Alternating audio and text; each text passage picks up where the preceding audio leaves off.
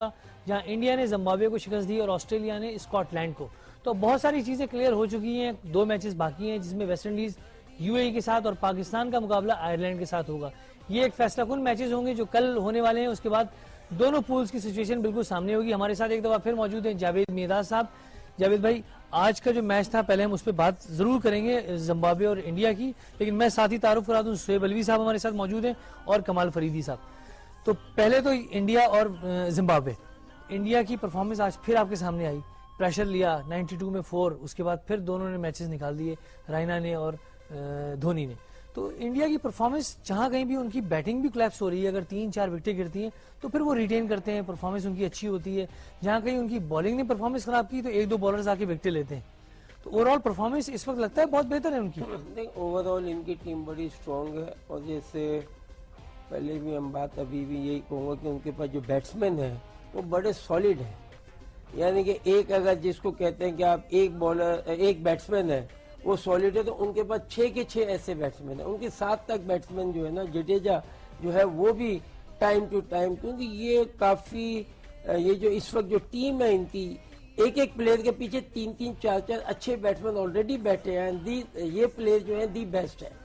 तो ऐसी जब आपकी टीम होती है तो उसमें 1-2 विकेट गिरने के बाद भी है ना फर्क नहीं पड़ता। वो इसलिए कि नेक्स्ट बैट्समैन जो है वो आके संभाला दे देता है, वो भी इक्वली इतना स्ट्रांग और गुड है कि उसको प्रॉब्लम नहीं होती।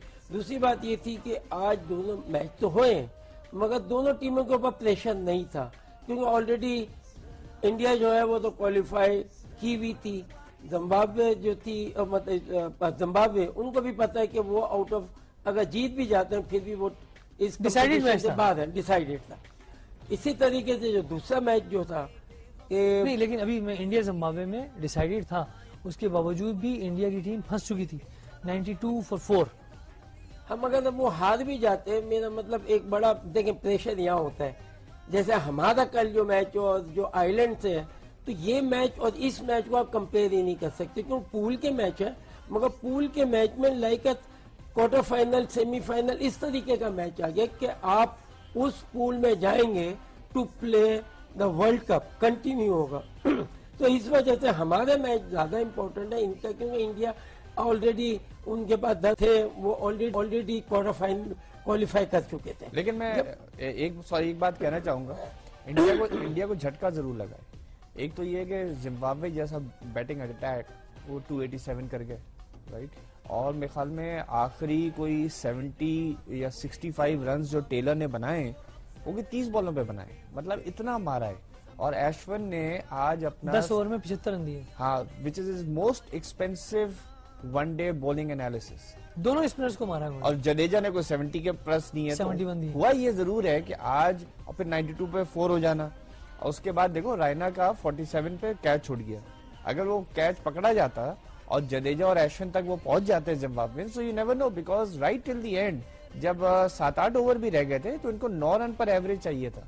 इमेजिन करो अगर रायना उसमें 47 का आउट हो गया होता। ऐसी जब सिचुएशन होती है ना एज ए प्लेयर, हमें पता है ना कि एज ए प्लेयर क्या होता है कि ये चीजें जो है ना होती हैं, लगती हैं, मगर इससे कोई जो हम जो कहना चाह रहा हूँ मैं वो ये कि जो कंसंट्रेशन जो है ना, जो आपका फोकस होता है, वो ऐसी कोई बात नहीं होती, क्योंकि आप इतने बड़े दिल से जा रहे होते हैं कि कोई बात नहीं कि हम ये तो आगे की प्लानिंग कर रहे होंगे, ये मैच निकल भी जाए तो उससे भी फर्क नहीं पड़ेगा। इनको पता है कि इनकी प्लान जो है कि how they going to play.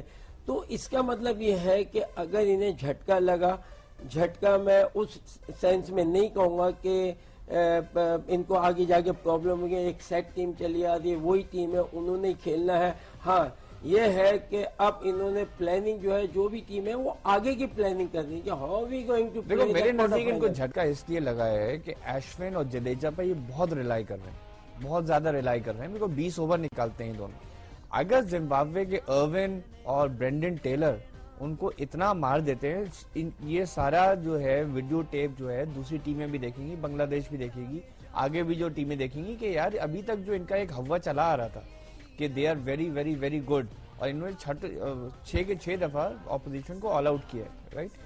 वो एक शैटर हुआ है। दूसरा ये हुआ है कि अगेन धोनी ने इनको बचा तो लिया। मेरे नजदीक man of the match would have been Dhoni, because जिस तरीके से उसने खेला है, जिस तरीके से उसने रायना को लेके चला है, रायना ने बेशक जो छक्के चौके भी मारे वो सीधे बल्ले पे नहीं आई.